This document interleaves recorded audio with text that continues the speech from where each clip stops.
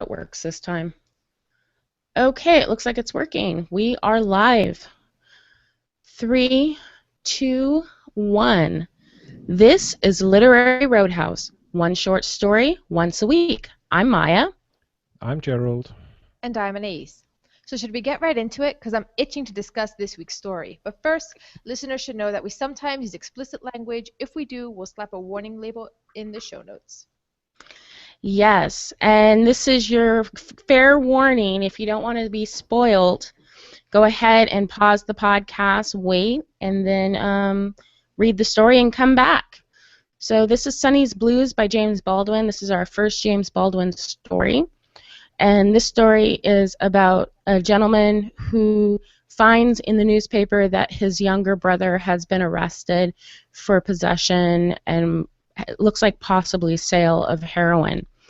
And throughout the story, we see both where he is right now and where they have been in their past as brothers, going from the time that their mother died to Sonny, the younger brother, discovering his love of jazz, all the way through to the present day, where Sonny is really trying to help his brother understand where he's coming from, why he loves music, why he has to play, and why he feels that there really isn't any other option for him except to play jazz. The story is set in post-World War II, during the time when a lot of African American soldiers were coming back from the war and being faced with new ghettos rising up all over the place. So that's a very quick, unwritten out, unpolished, non-Anais summary. I am so not Anais. I'm just like, this is what the story is. Let's go for it. Have either of you guys ever read James Baldwin before? No, I haven't. I was looking forward to reading this. How about you, Anais? No, this is my first introduction to him, and I am so glad we're doing a Baldwin story. Yeah, I'm pretty stoked too. You can thank the writing conference for this. This was on my list of homework. So, You did your homework. yeah, I did my homework. I was told to read Sonny's Blues, and I'm glad I did. This is one of those stories that I haven't read any James Baldwin, and I know every black listener is looking at me like, where's your black card? But it's for a very specific reason. I began reading a lot of this generation of writers, and I found it very raw and emotional for me, and I was too young to really be prepared to deal with the emotions that it was bringing up in me. And so I have like an entire half of a shelf dedicated to this generation of writers that I'm just now feeling like I'm mature enough to read and understand and process. And so I'm really glad that this was the first one. I loved it right off the bat. How about you guys? How did you guys feel about Sonny's Blues? As the French say, comme ci, comme ça. I, I, I don't know. Is the short answer, and I'll wait to see how the discussion goes because I'm not sure. You're not sure how you feel about it. How about No. you, Anais? I loved it. Loved it, loved it, loved it. It's probably one Oh, of my... that's surprising. Yeah, absolutely loved it. I'm so impressed also just with the way... Well, we'll get into it, but there's like so many things that happened that I just had to like stop and be like, whoa, whoa. Yeah, Loved it. that's interesting. I would have thought that it would have been flipped. I would have thought that this was, it's funny. I found the story very modern. Post World War II, that's when a lot of the stories you start reading short stories and they do tend to feel really modern. But even then, a lot of times the language is dated. And there was a sense as I was reading this, I kept having visions of my dad as I was reading this. It just seemed really prescient. And as a mother raising a young black male in America, I recognized some of the emotions of the mother quite a bit, and it was very heart-wrenching for me. Now, Gerald, you said that you're kind of torn on it. Yeah, I loved his writing, and I highlighted bits all the way through where I thought, oh, that's a good line, and that's a good line. It's the overarching story that I'm not sure about, but So I read it twice, and I skim read it a third time. Then I was looking at summaries and analyses of it to sort of try and see into it. But what I found was none of that sort of worked. But what worked was reading more about James Baldwin himself, Hmm. um, where he came from, and I started seeing parallels between his life and the story, and it started to make more sense then. So that's why I'm a little bit on the fence. Yeah. So You felt like it was a story that made you do a lot of research in order to really grasp it. yes, yeah, because I know he's a good writer, and I thought that it was something about me that wasn't connecting properly with it. Um, uh, Interesting. yeah. You know that story a few weeks back? I forget which one it was, but in the comments, I think it was Todd had said that maybe us Americans hadn't gotten it because it was too British. Mm. I feel like Sonny's Blues is intrinsically an American story. Like, it is deeply, deeply an American story. And even more specific, it's definitely a black story, but living in America, anyone's going to have a frame of reference to really get it. Mm. But I'm wondering if maybe some of it's getting lost in the translation. I would agree with that because I there was parts where when I was reading the story the first time where I thought to myself, I wonder if Gerald will catch that. I actually thought it because it felt so American to me. Like there were these Ah, little that's things where I was like, interesting. mhm.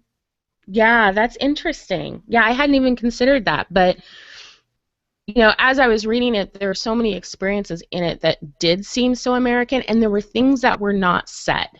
There was a lot of things that were assumed to be knowledge that the reader would have, and that I think lent it strength. But I can see how if you don't have that frame of reference, it might go over your head.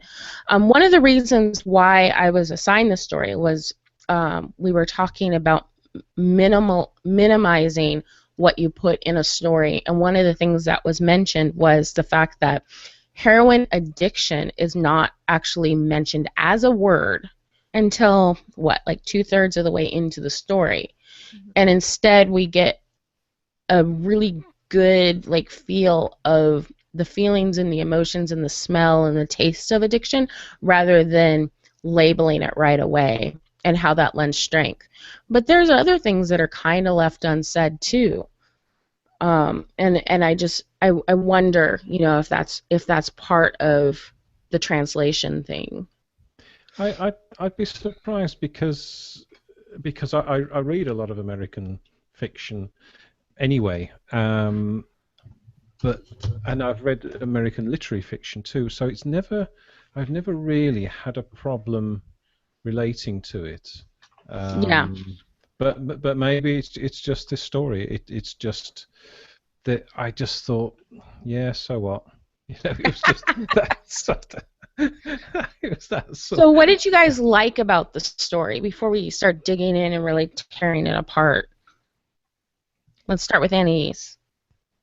So there were so many things that I liked about it. Like starting sort of on the superficial level, the way that Baldwin told the story, like the very first page, that first page, what a first page. He just sets up this culture lovingly. It's like a loving portrait of what it's like to be the narrator in Harlem in, I think it's like late 40s, early 50s when the story's, it covers the span of a few years.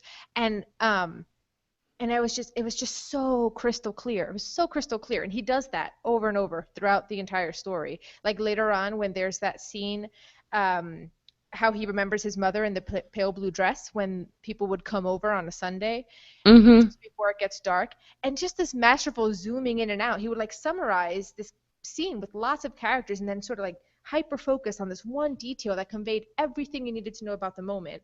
I just that I was just impressed. I kept taking notes like, how do I do this in my writing? Um, Yeah.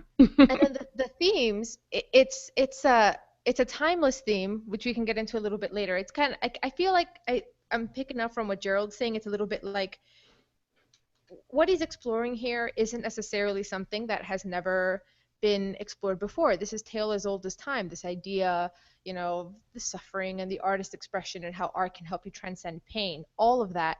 But told this way through a culture which isn't given that much of a voice in the United States made it that much more interesting for me. So I loved it. How about you, Gerald? Like, what made you like it enough to go and do the research? Because you've read other stories that you haven't liked and you haven't gone out that far out of your way to figure out what was going on. Yeah, because I think with those stories, I understood what I didn't like or what wasn't connecting.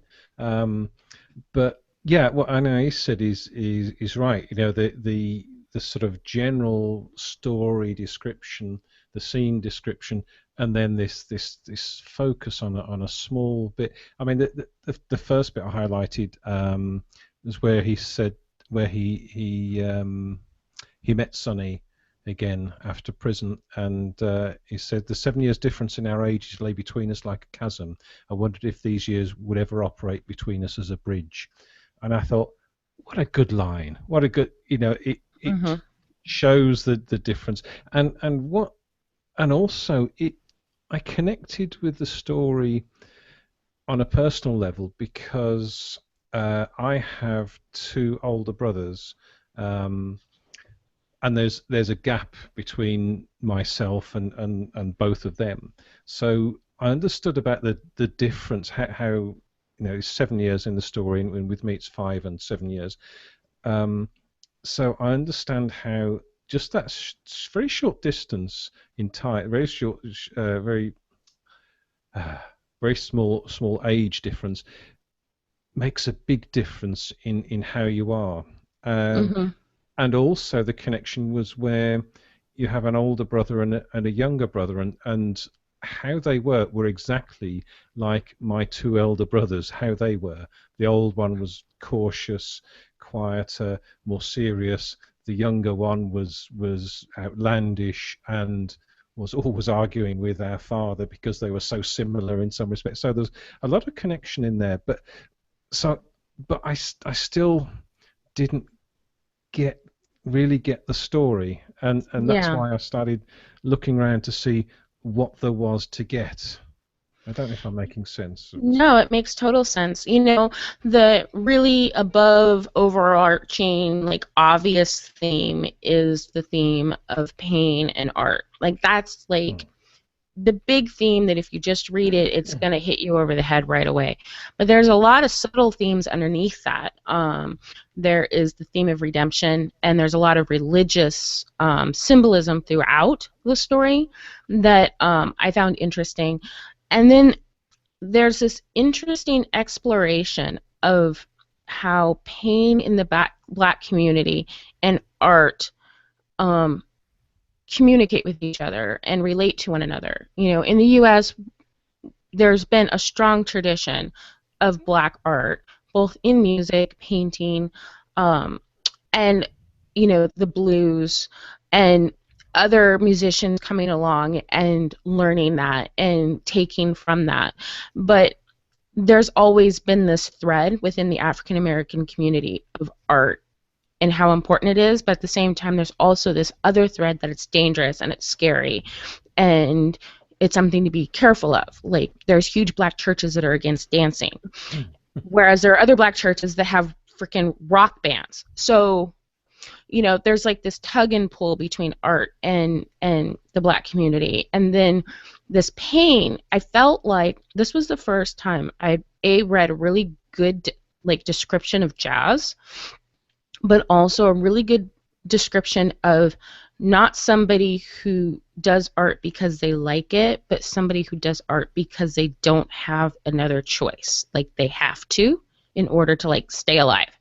And that's the first time I've really seen that put on paper in a way that I was like, yes, yes, yes, I totally get that. I totally get that throughout the whole way. And that was something that I really, really enjoyed. And it's something that, like, I feel like I didn't get all this story either. I feel like this is one of those stories that I'm going to have to, like, literally study, you know, periodically for the rest of my life. And I'm sure there are entire theses written, dissertations written on this story, because there's just so much there, even though it's 20 something pages, maybe 30 tops. Like, it isn't exceptionally long, but I feel like there's just so much in there. Yeah, and hearing both of your comments, I was reminded of other little sort of like nuggets that made it for me on a personal level seem so real. So in Sonny, I saw pieces of both of my younger brothers in a way that I couldn't shake. Especially earlier in the story when Sonny's younger, he reminded me of my youngest brother.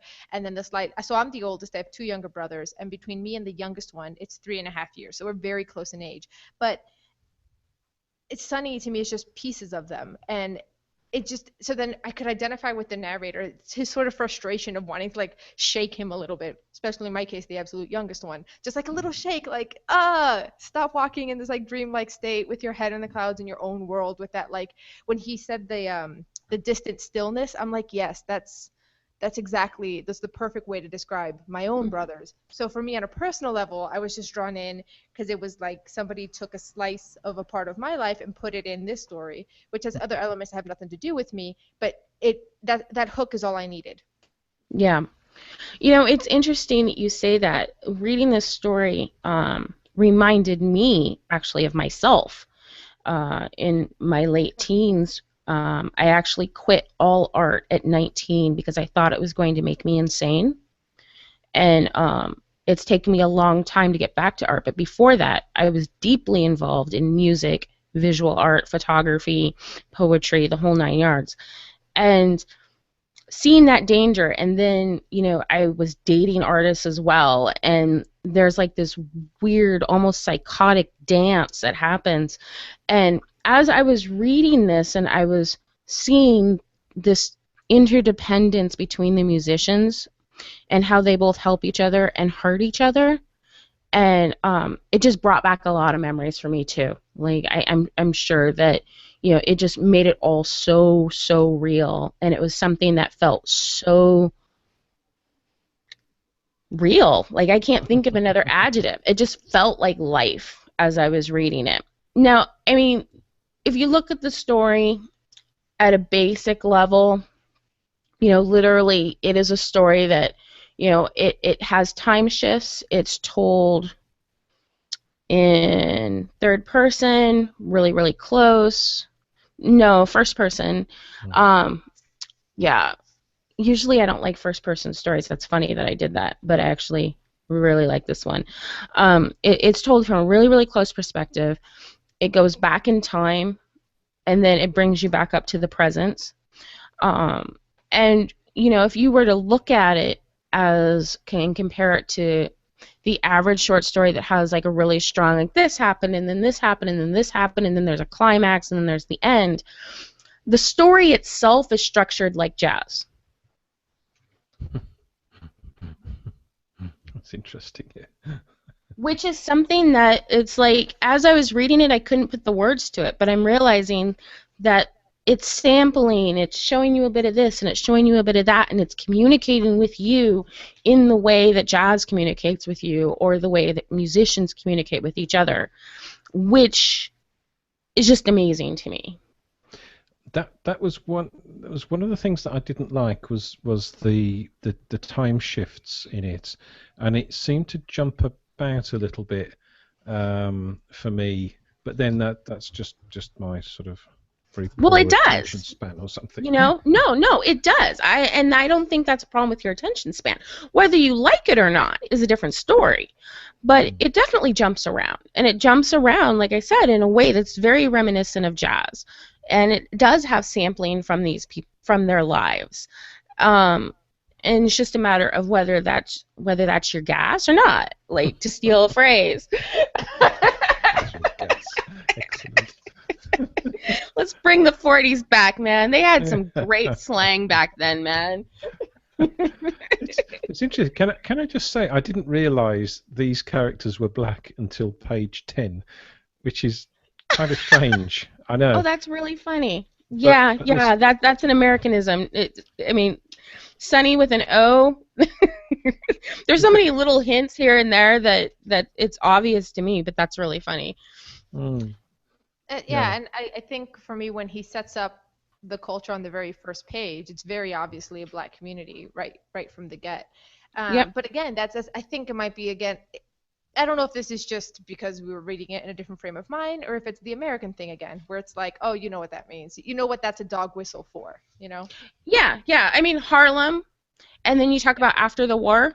There were no white people in Harlem at that time yet, you know, and things about one of the things that got me is how the children are described in the school, and that to me was just it was a very black experience to me, and so it was really obvious to me right away. But there are so many things in here that if you don't have that frame of reference, I can see how you don't realize it until page 16. There's slang in here that I'd forgotten, like conch. I haven't seen that word since I read the biography of Malcolm X in like high school, which totally cracked me up. And just the old word for bougie, which was what, dectal or something. Like I'd never even seen that word before. It was really cool. Yeah, it's funny. I got to page 10 and to where his mother was describing how his uncle died, and and it says the car was full of white men. And I thought, why would she say that? Oh, duh. Slow or what? So now you know how I felt last week. Yeah. Yeah, like of course he's white. I'm like, huh? So the second reading, then Harlem. Yes, I understood that. That was a clue, and the projects and all that sort of stuff. And I thought, yeah. And good time people, like. That's so funny.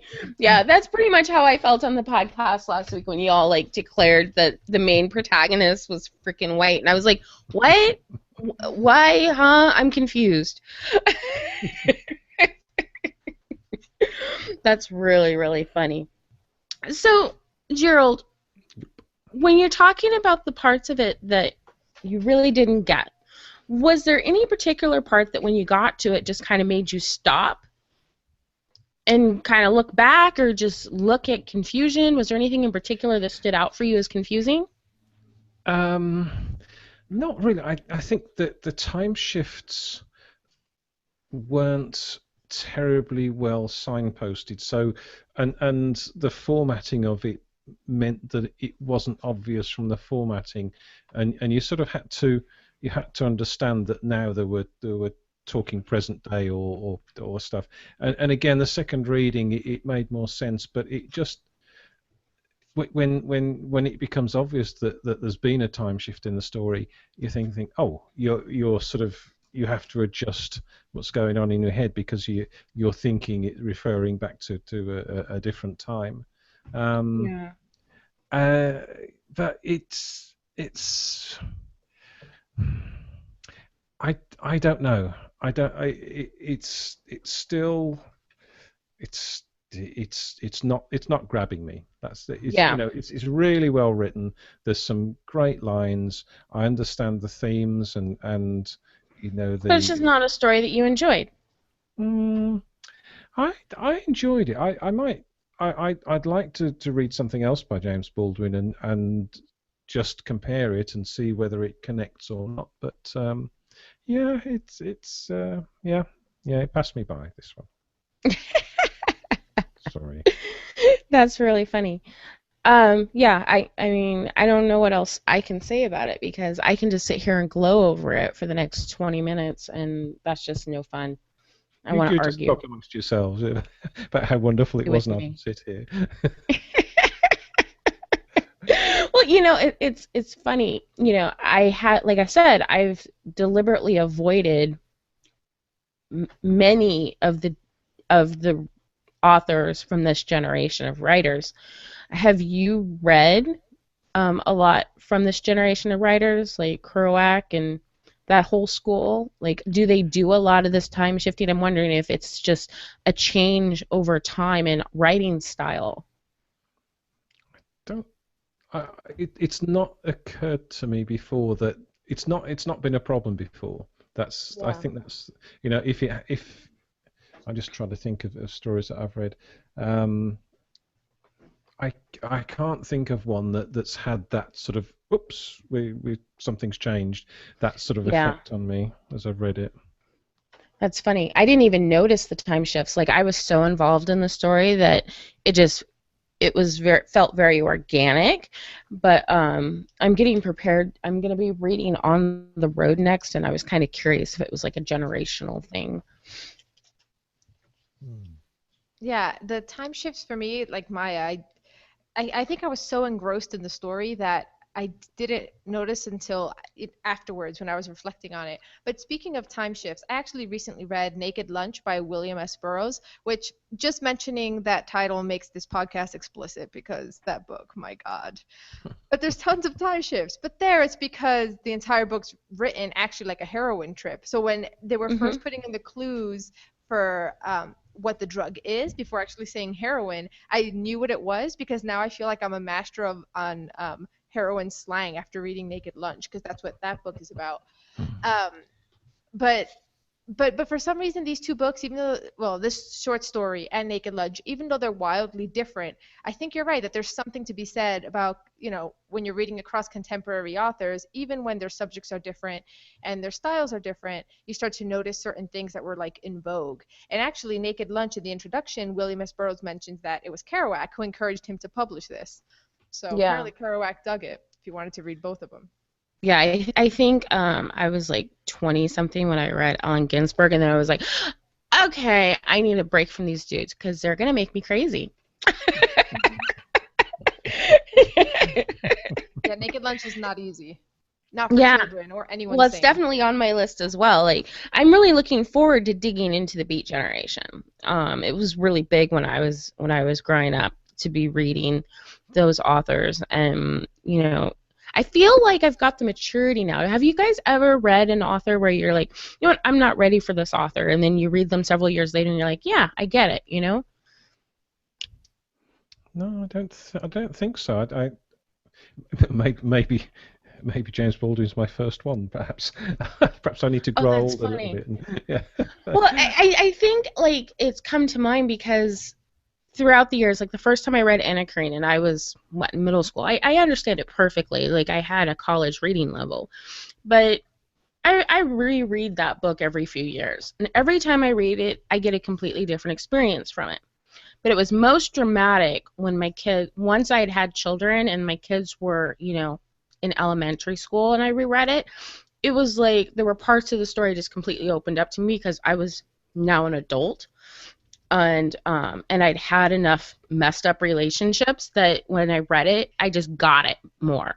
And so I wonder, like when with the Junot Diaz stories, we read Junot Diaz. I didn't really care for it. Like I like the writing. I want to like him.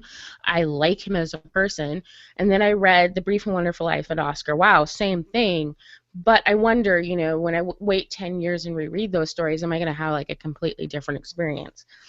In I don't know. I Yeah, think so. I yeah. wouldn't say that there's been a time where I'm reading a book where I think to myself, oh, I'm not ready for this, I should come back to it later. But there are books, most recently Naked Lunch, where I'm like, I need to read this with some distance, because as I'm reading it, I can tell that I'm only getting I'm only getting 30%, but it isn't because the subject matter itself is beyond my grasp. It's just like I feel like I haven't lived enough to catch all the subtext underneath it. Or maybe I just haven't had an addiction because I feel like that story, if you haven't actually had an addiction, a lot of it just goes over your head. Train Spotting is like that. When I tried to read the book, it was hard for me to get my head around. I think I read it when I was like 19. Completely different. I just knew, I can't read this. I'm not ready. Which again is about addiction, and again has tons of time shifts, and the time shifts totally feel like you're on something as you're reading it. Mm-hmm. Yeah, it's probably deliberate, isn't it? To sort of make you feel just disjointed and make you, maybe I've never been in that situation, but maybe that's what it feels like. Well, You yeah. you focus on there's one little thing that becomes all encompassing, and then all of a sudden, what your understanding changes, and there's something else Yeah, in the hands of a skilled writer, a time shift is like a big, huge knock over the reader's head, and it's either done well or done badly. And it's such a big statement to change time. One of the teachers I think it was Sam, she referred to Sandy's Blues as a figure eight story because it starts in current day and then it goes into the past and then it comes back to the current day and then it goes into the past and then it comes back into the current day. So it's like this figure eight, and it's very purposefully done. And like you mentioned with Trainspotting, definitely when you're reading that, you feel like you're on something. I think a lot of modern authors, a lot of times time shifts just kind of annoy me. But I felt like Baldwin did this really, really well. But I think he did it well because he drew us into the story before he did it. Like me and Anais, we were both so involved in the story we didn't even really notice the time shifts. It just had an emotional effect on us. Whereas you weren't as much into the story, and therefore the time shifts hit you over the head like an anvil. Yeah. It's. I think with slightly different formatting, perhaps on the page, with a an extra space or something, then it would have been a sign for that something different was happening. But that's a minor point. So. Yeah. Actually, for the readers, for our listeners, if you're curious about if you read the story as the PDF version and you felt like Gerald, I'd be curious. I also included a second link on the website, which was a version that's actually a scanned copy from a book. And so it preserves all the scene breaks. And if you're curious, I mean, this one does, but just very subtle. If you're curious about how reading it in the other format would make a difference for you, that is available on the website. I might look at that, yeah. Yeah, the scene breaks didn't really show up well on this PDF version. Not well at all. Was there anything else that you guys wanted to talk about with regard to Sonny's Blues? Did you guys want to talk about the themes or religious themes or? Well, I guess with the themes, we sort of already touched on how it has to do with suffering and pain, artistic expression, art to transcend all of that, or religion. I think there was a little bit of a, because all of the religious moments were also in a way very artful. They included song and some sort of performance, so there seemed to be kind of a blur, like art as religious experience as art. There was a little bit of that going on, because you can argue that what Sonny was experiencing could be what somebody else would consider like religious. But there was this one line when the narrator was watching Sonny perform, and he says, "For a while, the tale of how we suffer and how we are delighted and how we may triumph is never new. It must always be heard." Yeah. I like that because it was like he just put it in there seamlessly in the middle of a paragraph, like, this is what the story's about in case you missed it, like, boop, artfully in a way that wasn't obnoxious. Like, here it is, the thesis of the story. Yeah. There was another line that I in particular really, really liked. Freedom lurked around us, and I understood at last that he could help us be free if we would listen, that he would never be free until we did. That one in particular really spoke to me. But the religious themes are really important. Like the very last sentence of the story is from the Bible. Like the very cup of trembling comes from the Bible. There's the part where Sonny first really opens up and starts talking about what heroin meant to him after he comes in after seeing the revival on the street corner. And he says that, where is it? Listening to her reminds him of heroin, and that she must have felt a ton of pain to be able to sing like that. He's talking about how beautiful she sounded. That was huge. Like that whole section just hit me really, really hard, and definitely spoke to what you were talking about, the religious expression versus artistic expression and how similar they are. And I also liked in that section where he's talking about how the nurse who's singing and the woman with the beat up face of the domestic the one who's domestically abused, how they're neighbors on the other side of a wall and like the projects, and Mm-hmm. how even though they lead such different lives, because they kind of share a common pain or an understanding of what that is, that's why they call each other sister. I love that. Yeah. You know what hurts me about this story is that as I read it, it feels too contemporary. Like when I read this, I feel like nothing has changed. It made me really, really sad. Yeah. Did you have that experience, Anais? Yeah, as I was reading, I'm like, this is so timely with everything that's happening in the US right now with race relations, that I was like, it's depressing that this story could have taken place in 2015, and the only thing it would change is that the lights wouldn't be swinging in the subway car anymore. They'd be fixed. That's it. Yeah, exactly. And Sonny's name might be slightly different. Yeah. But like seriously, like I read it and I wanted to read it as historical and I couldn't. It's just too real. Mhm. And it's too much what I see, and I really admire the author taking the subject matter, especially in the description of Sonny's friend and the narrator's response to Sonny's friend. It was so unflinching. It just was what it was. Mhm. And I think that's probably the thing I like most about this story is that he didn't pull any punches. Mhm. I didn't feel like there was any place where the author got uncomfortable and pulled back, or the author felt like maybe the reader wouldn't be able to handle it. Like I didn't have that sense about any part of this story. Yeah, there's a little bit of description which I highlighted, and he said he immediately began confiding to me at the top of his lungs. You know, that's it's great to say confiding in me at the top of his lungs. It just, you know exactly what he's saying. The most terrible things about Sonny: his teeth gleaming like a lighthouse, and his laugh coming up out of him like the beginning of an earthquake. And I thought, it's just such beautiful writing, such great description. I want to learn how to write like that.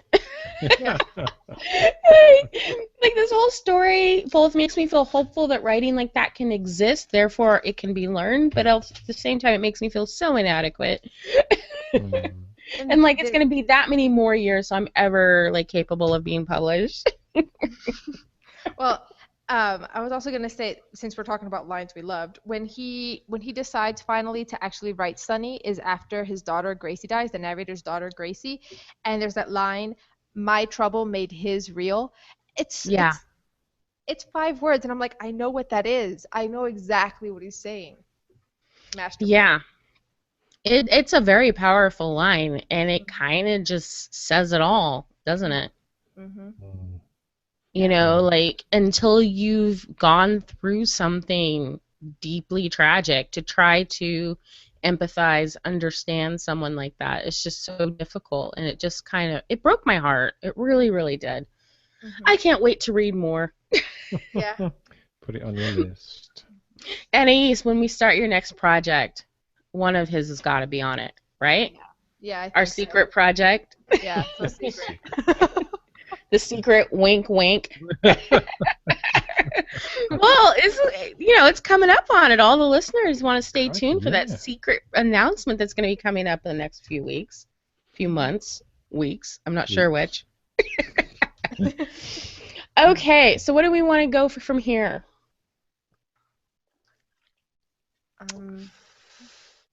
I think I've said everything that I have to say about the story. I don't really have anything negative about the story.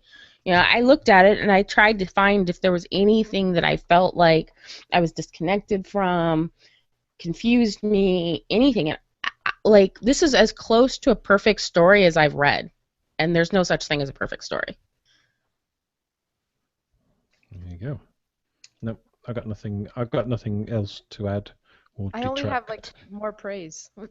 I know. It's going to be a praise fest. So we need to cut that part short so all our listeners don't just roll their eyes and they're like, God, read something you hate already. I do. Like even often. Gerald, he doesn't even particularly like the story, but he's not convinced enough of his convictions to fight with us properly. That's he's like, but I like the writing too much to fight with you. Yeah, it's true. And I can't really say why I don't like it. That's why I can't fight with you, because I can't I can't say Do what. you think maybe it's just that at the end of the story, there's no sense that this is going to get better? There's no sense of hope except for Jazz, which in and of itself is a double-edged sword. No, it's Like, not there's that. no release. No, I'm happy with miserable stories. I don't. Oh, okay.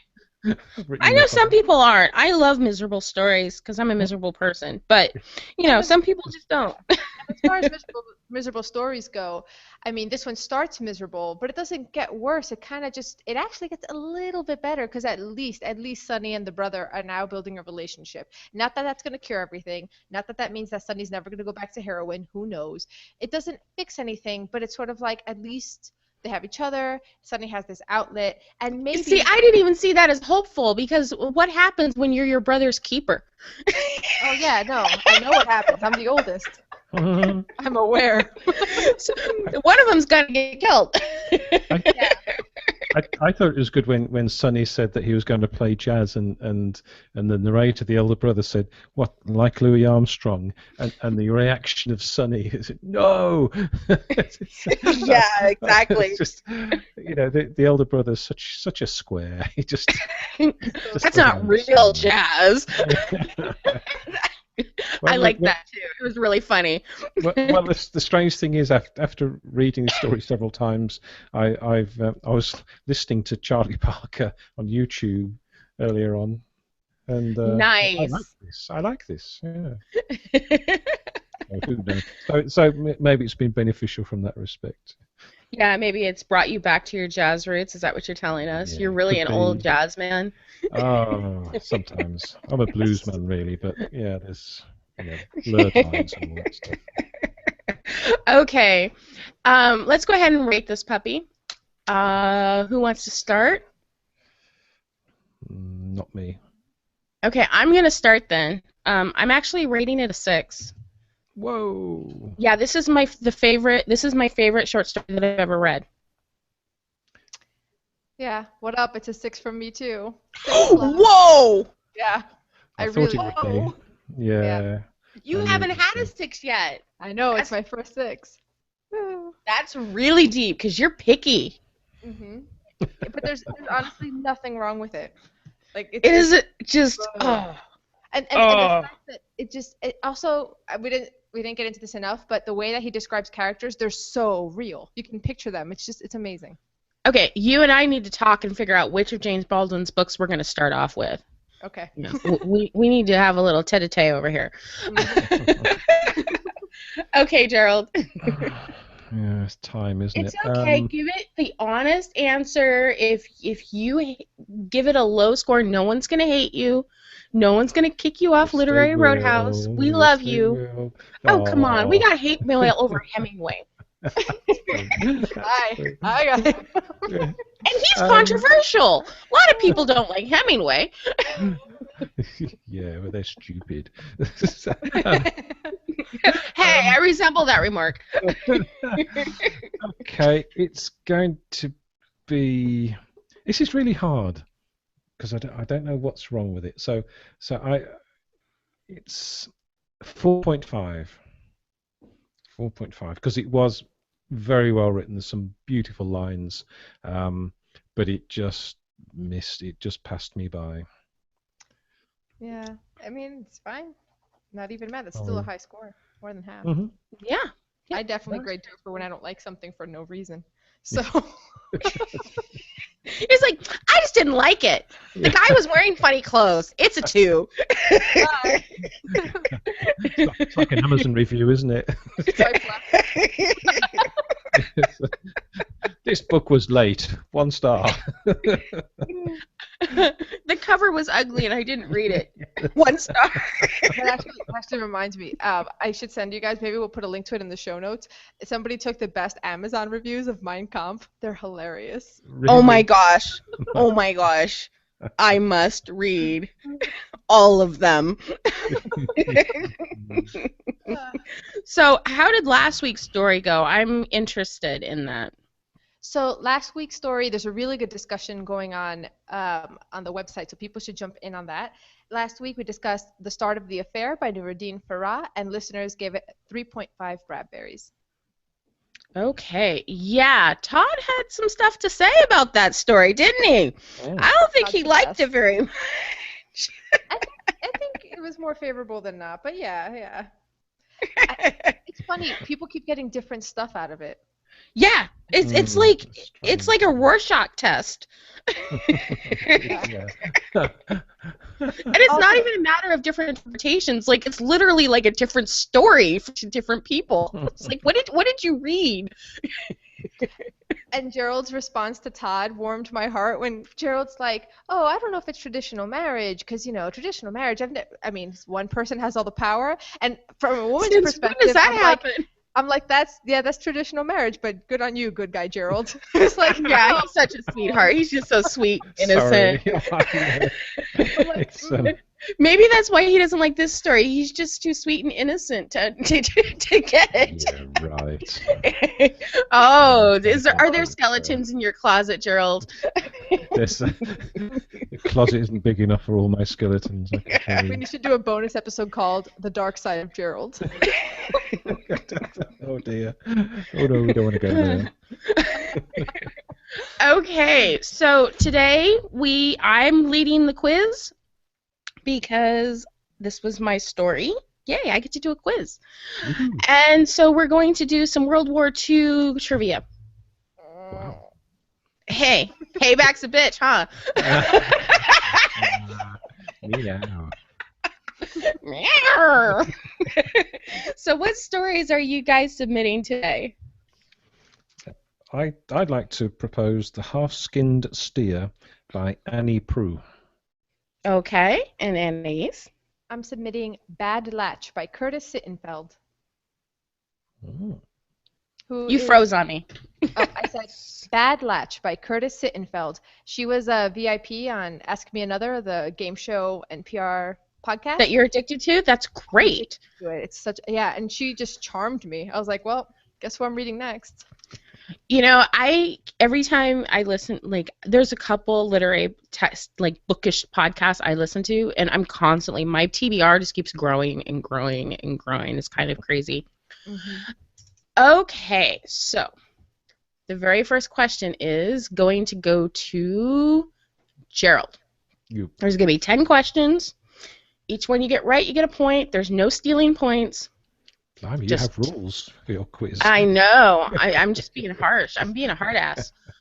Okay. Because, I know I'm not going to get to run another quiz for probably another 8 months. So I have to fully enjoy it while I've got it, right? Oh, no. You go ahead.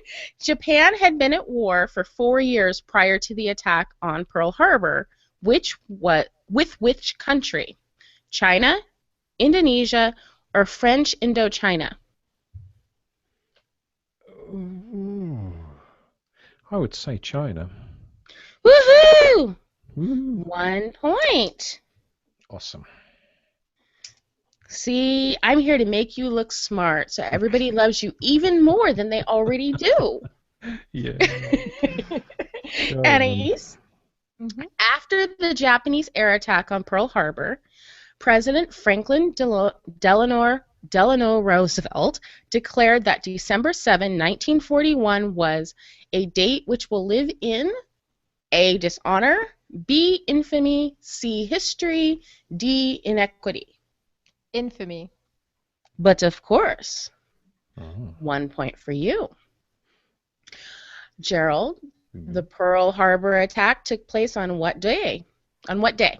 Monday, Wednesday, Sunday, or Friday? I would have said Tuesday for some reason. So Monday, Wednesday, Friday, or Sunday. I would say Sunday. Another point for you. Oh, man, you guys are too smart. I try to pick a hard quiz, and you guys just come in and just come out swinging. About how long did the attack take? 2 hours, 45 minutes, 15 minutes. Ooh. You got this, Miss Smarty Pants. Come on. No, I don't. I can't remember the movie. I remember that Ben Affleck was in it, and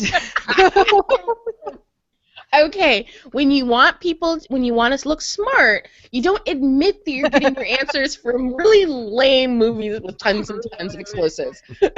Yeah.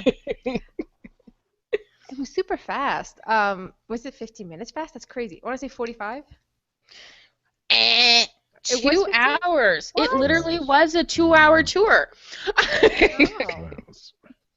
2 hours. Okay. It was fast. Yep. Gerald Innes. Okay, Gerald. Yep. Pearl Harbor was on which Hawaiian island? Maui, Hawaii, Oahu, or Kauai?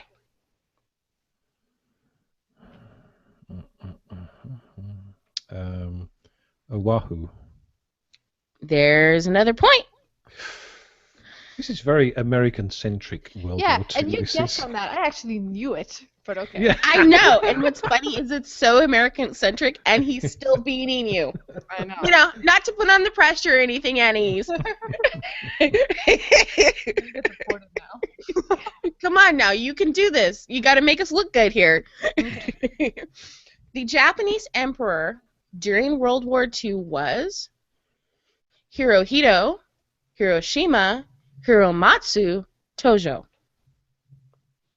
Tojo was the general, no? Hirohito.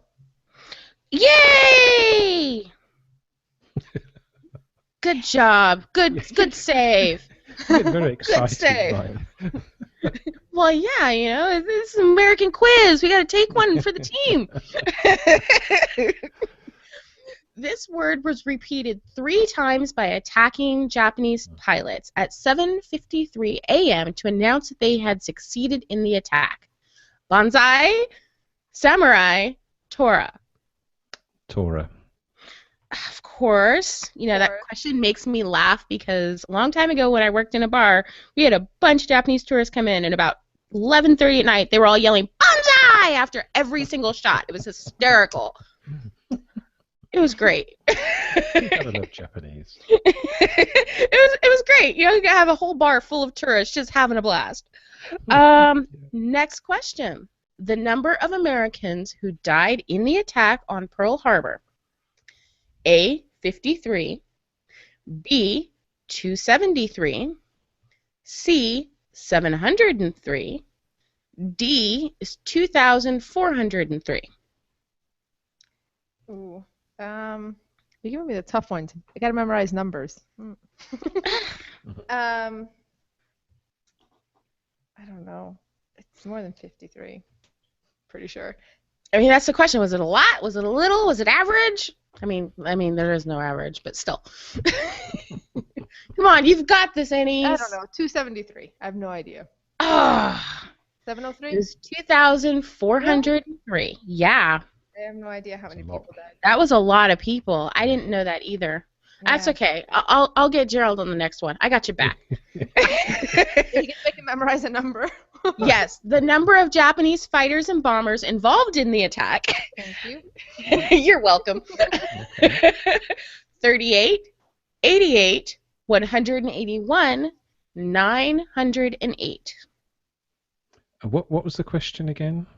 The number of Japanese fighters and bombers involved in the attack. And the last two options. Hello? Last two options, 181 and 908. Oh, it's 908. Nope, it was 181. Oh. Okay, Anais. Mm-hmm. The last question. Which one of the following countries was a member of the Axis powers? Now remember, this was the original Axis powers. Not the later ones, the original ones. Why don't you tell me the answer? That is as well.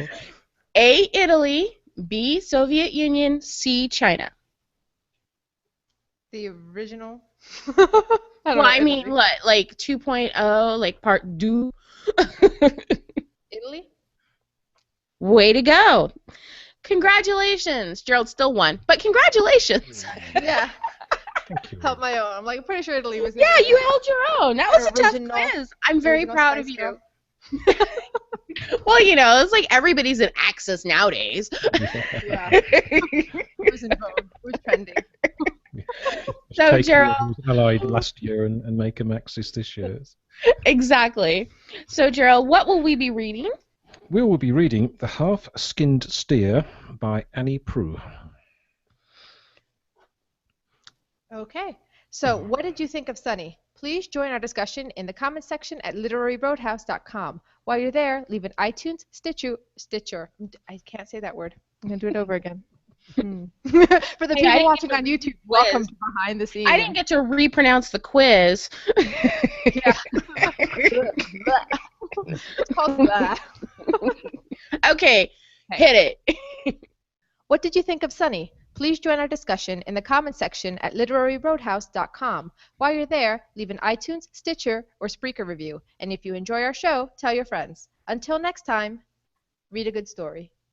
Ah, we made it. I'm so happy I fell in love with James Baldwin. I got a 6.